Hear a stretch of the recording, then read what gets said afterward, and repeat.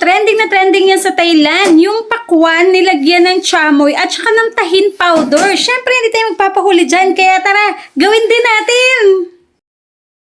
So, ayun na nga guys, meron tayo ditong prepare na pakwan tsaka kiwi. So, meron din tayo ditong nabili na chamoy at saka tahin powder. Kaya, let's go! So guys, eto na, nandito na ang ating prepare na pakwan at kiwi. Syempre, lalagyan na natin to ng chamoy.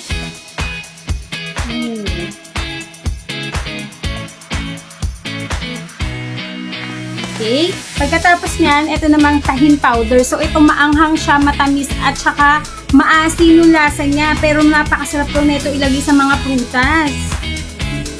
So, hindi ako masyadong maano sa tag dito, maanghang, kaya medyo onti lang yung lalagay natin. So, try na natin.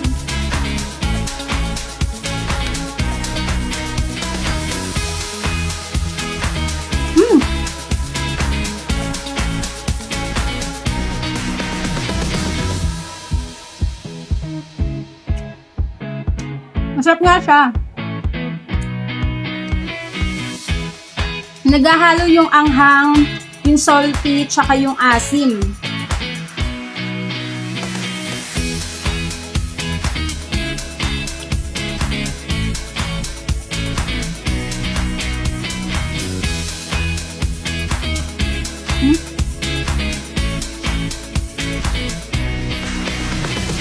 Ang sarap ng kiwi, matamis.